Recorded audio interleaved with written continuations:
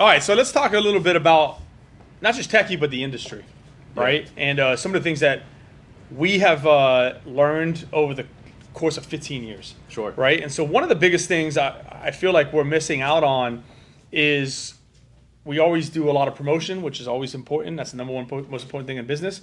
But we forget about the conversion rate. Sure. And so, most of our first contacts with the customers are phone calls over the phones. Absolutely. So like in the past, we used to give prices over the phone, which we'll still do, but we're changing our structure.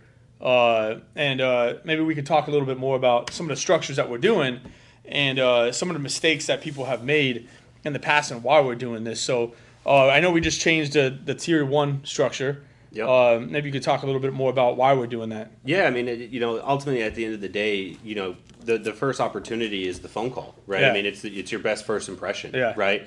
And it always needs to start off with some sort of high energy, right? And Yep. some sort of positive attitude. Yeah. And really kind of welcoming them through the phone call into the store. Yeah. And that's always our first tier, Yeah. right? Is that first positive atmosphere and really creating an environment of welcoming them into the store. Yep. And really kind of avoiding some of those we'll call 2-tier questions we'll get into a second. Yeah, exactly.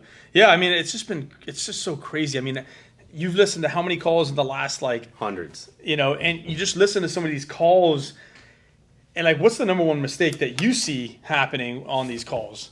Yeah, the number one mistake is providing information the customer doesn't ask for. Exactly. Right? I mean, we kind of over deliver sometimes in Yeah. a sense, and I know we're thinking we're trying to do the right thing, but I think it really boils down to we try to troubleshoot repairs over a phone. Yeah. Which is really silly. Yeah, Right? I mean, yeah. without having the device in our hands, how do we really know Yeah. what's wrong with it? Right? Yeah. We always try to take the customer's advice and try to understand and help them out the best we can. Yeah. But until that device is in my hands and I can thoroughly troubleshoot it, it's very difficult for me to give you an accurate price or a quote or Yep. tell you how long it's going to take to repair or some of these common questions that we try to diagnose Yep. over the phone. Yeah. I mean, I was listening to one of the calls, and the customer's like, "Hey, I got an iPhone that I need to get fixed, and the new way you should be handling that is absolutely." But the way they're doing it is like, "Oh, what kind?" And we did this in the past too, like.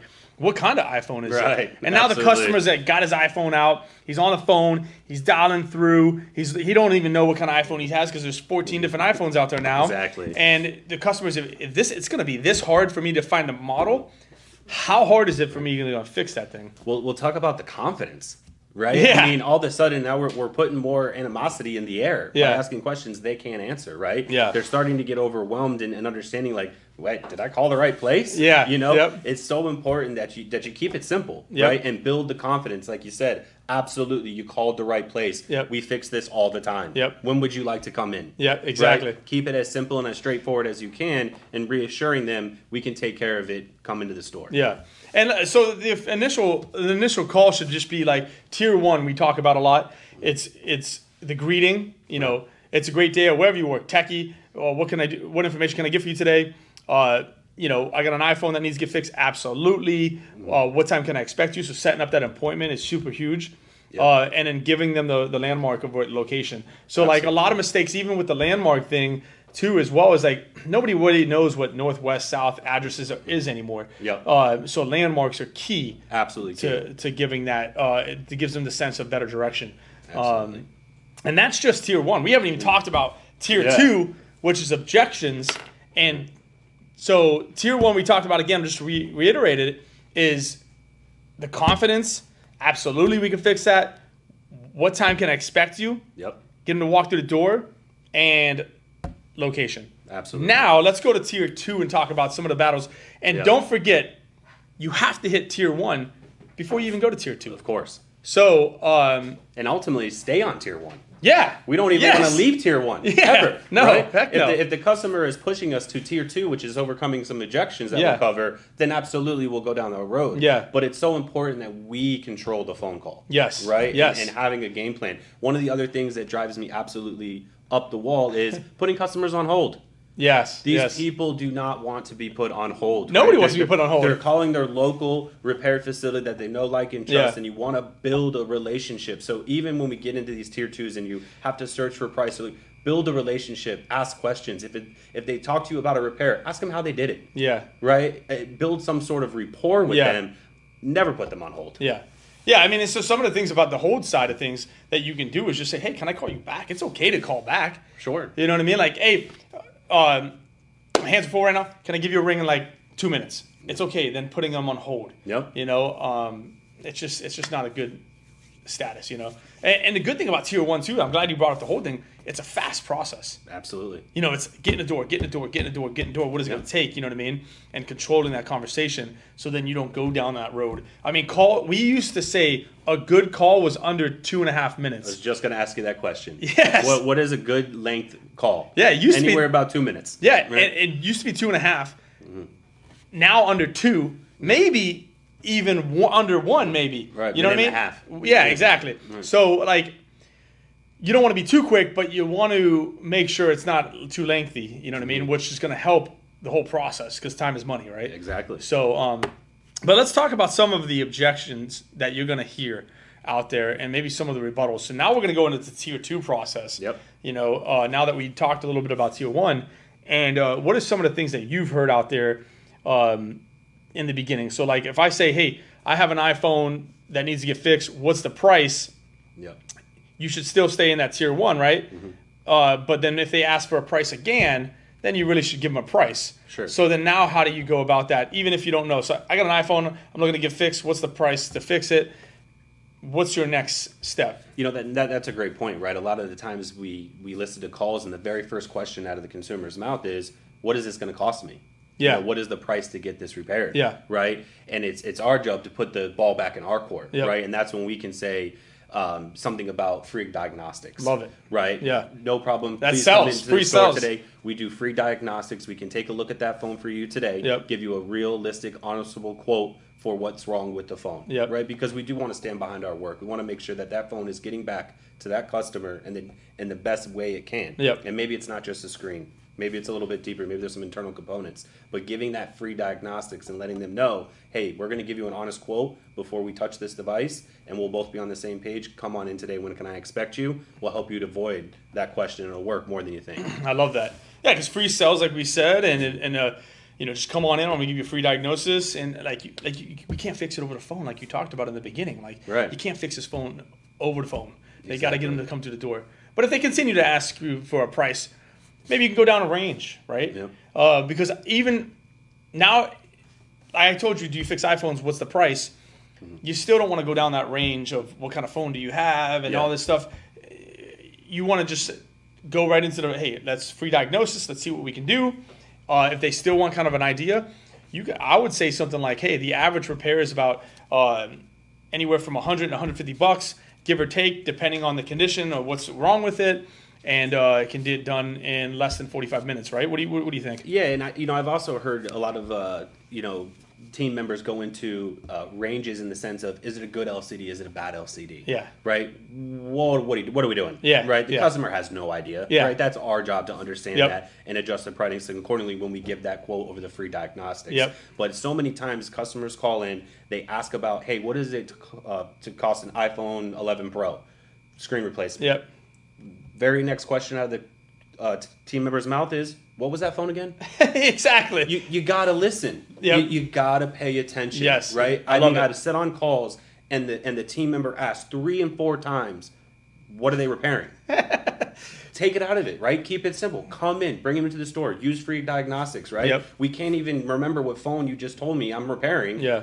Why are you trying to fix it over the phone? Yeah, exactly. Bring it. And I love that you brought out that point. Like, they're sitting there like, you got to listen to these calls too. Like when a customer gives you the model of the device, you shouldn't be going back and saying like, what kind of device is this? And Yeah. they already told you, So Right. I think the range is where to go.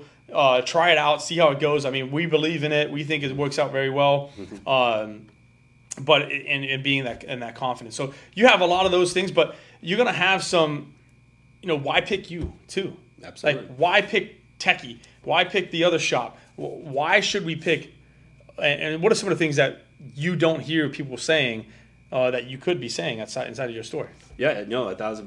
Leveraging the fact that we have over 230 locations. That's and huge. We fixed, couple 100,000 devices, Yep. you know, in our lifetimes. We kind of been around the block a little bit. We know Yep. what we're doing. Yep. The fact that we use the highest quality parts, Yep. right, and that our parts come with the lifetime warranty. Bang. These are all value adds that can bring that customer in, Yep. and you can even use that again to avoid that price question. Throw in some reasons why they're doing business with you, rather than going straight to what it's going to cost I them. love it. Yeah, because I know as we listen to more and more calls, we're losing customers like left and right because a lot of times it's because price. Yep. Price matters. Yep. But we're so honed in on giving them the price over the phone. And one thing that I was hearing, you know, as we train a lot of our team members on this new strategy, is they're telling the customers, I can't give you a price over the phone. Right. That is a lack of confidence to the customer. Like, Absolutely. why can't you give me a price over the phone? Or why does it take you a minute and a half to find the price? To find the price, yes. Even worse, maybe. Yes. Right. So you have to, like, you know, practice these things. Yep. You know what I mean? And role play with your team members, because it's important that you have an answer when they have a question, right? Absolutely. And the way you answer that is really going to cause them to drive them through the door. Yeah. So if you're going to say, hey, I have an iPhone 11 that needs to get fixed, and you can't put out a price range, or you say, oh, I can't give you a price, you got to come in for me and evaluate it, like, you're going to lose a little trust there. Yep. So you got to play that, and this is on the objective side of just tier 2. So you have to practice these things, and it's going to take some time, and it's not going to come easy. But we believe that you should be following these steps, and then we go into tier 3, which is the last and final thing. And again, there's a lot of things maybe we're not discussing, Right. but we want you to understand: don't leave tier 1. Don't jump into tier 2 without going to staying in tier 1, and then you go to tier 2, and then tier 3 is when the customer's like, look, I found a better price, my insurance is cheaper. Sure. You know, so it's kind of what are some of the things that we would do in order to capitalize and win those customers over, you know? Yeah, I mean, there's a couple of levels of every conversation. We're just kind of hitting the grass roots Yeah. of a little bit of it, right? But even so, outside of pricing, right, we Yep. go into a little bit more of how long is this going to take, Yep. right?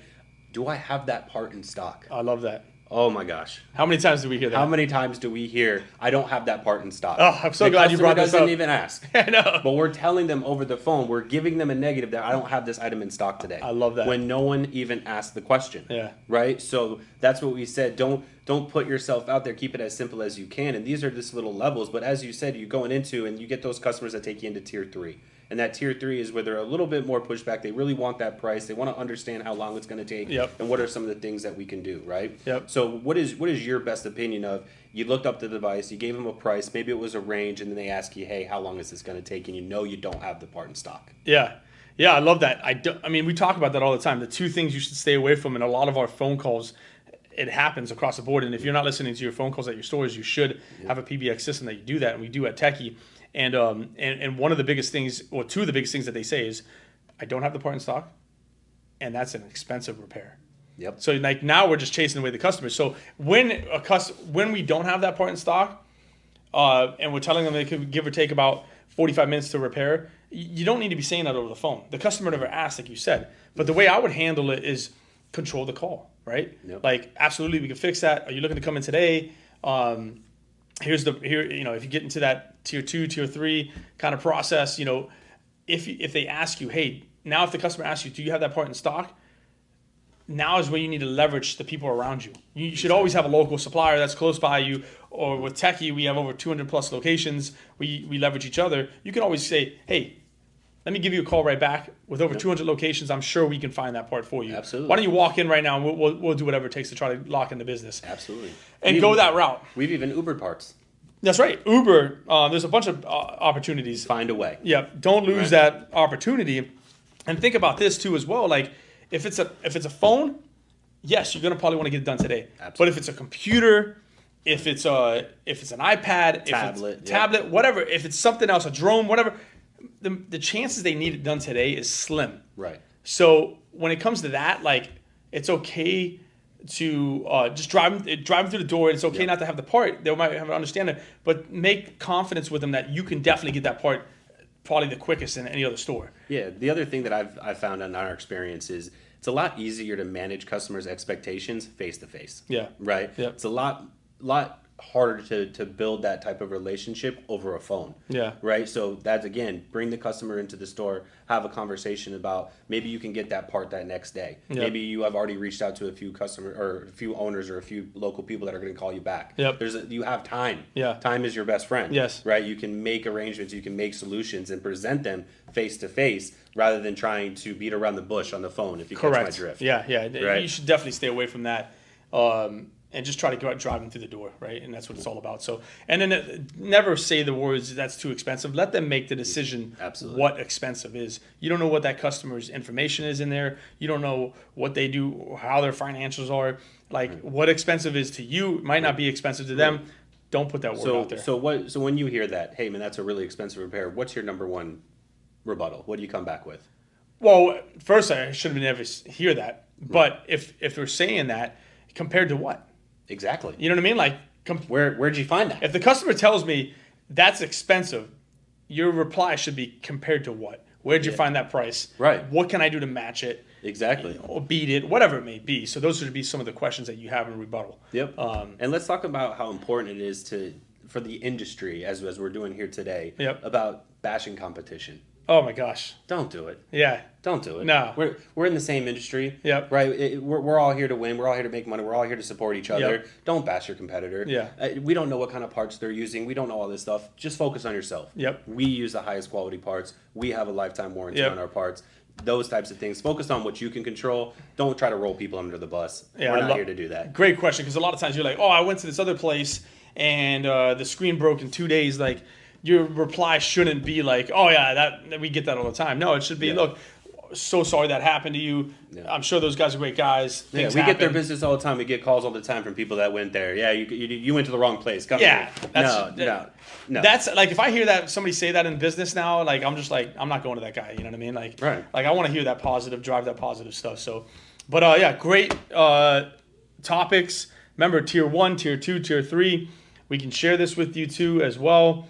We also have a platform, techuniversity.com, where you can log in for free and get a lot of this content. And we have these scripts in there too as well for people to use. So Absolutely. there's a lot more you can talk about. And if there's anything for some particular reason, like you're following us, if you're watching this on YouTube and you're subscribed to this page, if you have any questions, or maybe it's a topic that you want to talk about that maybe we didn't hit, message us. We'd be glad to discuss about it. And with over 200 plus locations and over 15 years of doing this, we've been down the road and we made all the mistakes. So we want to help the industry at the end of the day. Yeah, we want to share our knowledge and our experience to better the industry as a whole, right? And then that's where we're trying to take this. And if there's any other topics, scenarios, questions you'd like to speak to us individually about, we're here. Yep. I love it. Well, guys, I hope they got a bunch of good information off of that, and we'll see you in the next one. Thanks, guys. Cool.